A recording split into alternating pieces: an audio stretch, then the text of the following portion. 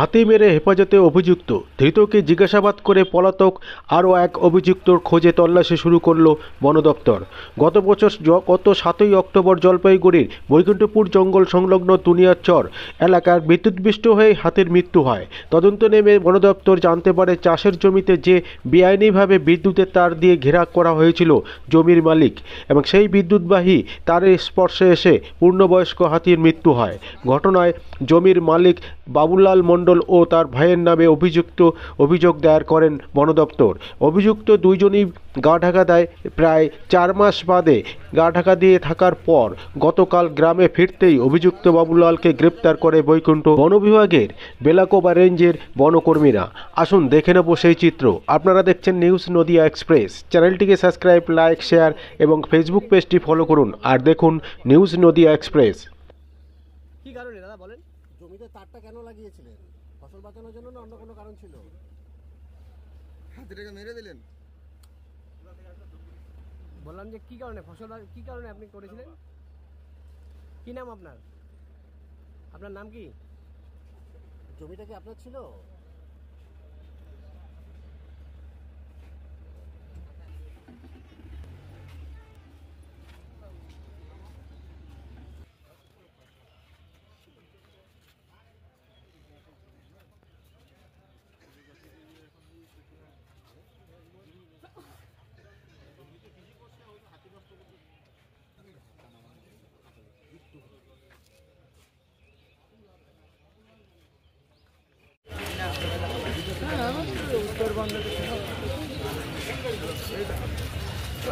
দীপেন্দা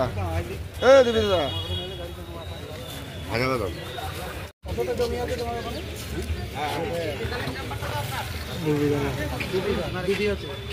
নিজের জমি।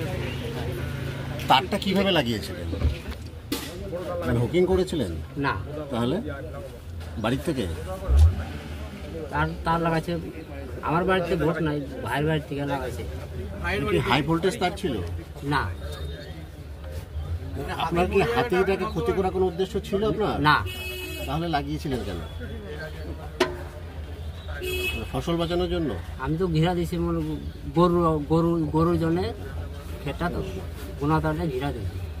আচ্ছা, কিন্তু এটাতে যে ক্ষতি হতে পারে কোনো পশুর, এটা মনে হয়নি? না, আমি তো লাইন দিব না, আমি তো মানে ঘিরা দিছি।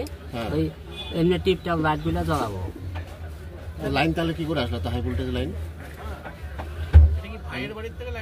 হ্যাঁ, ভাইয়ের বাড়ি থেকে দিয়েছি। কতখানি জমি ছিল দাদা আপনার? আর 2 বিঘার মতো। কি লাগিয়েছিলেন? ধান। আপনাদের ওখানে কি হাতির উৎপাত খুব হয়? হ্যাঁ, আমাদের হাতে উৎপাত হয়। ধান বাঁচানোর জন্য কি আপনি হ্যাঁ ধান বাঁচানো। হ্যাঁ, আপনার সঙ্গে আরেকজন যে ছিল সে কে? আমার ভাই। ভাইয়ের নাম কি? বিশ্বজিৎ মণ্ডল।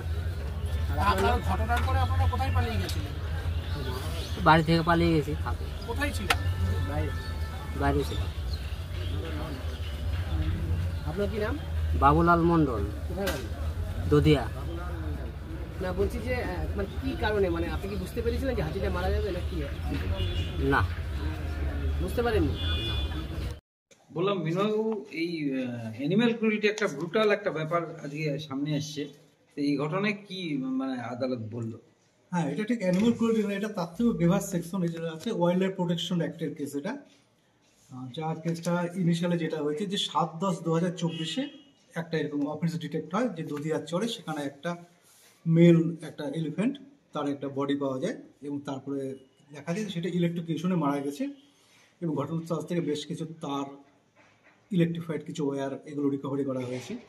এবং এই কেসে যার বাড়ির থেকে বা যেখান থেকে কানেকশনটা নেওয়া হয়েছিল বা যারা এর মধ্যে ইনভলভ ছিল তারা কেসের পর থেকেই সবাই পলাতক ছিল।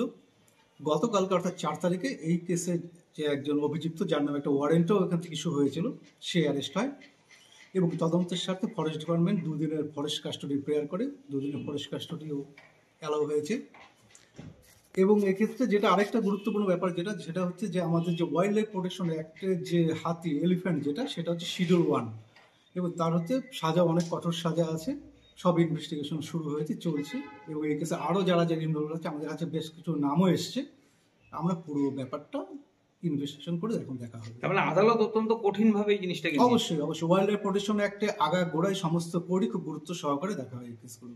আচ্ছা, এই কেসে কি হতে পারে সর্বোচ্চ সাজা? 7 বছর পর্যন্ত সাজা হতে পারে ওয়াইল্ড লাইফ প্রোটেকশন অ্যাক্টে।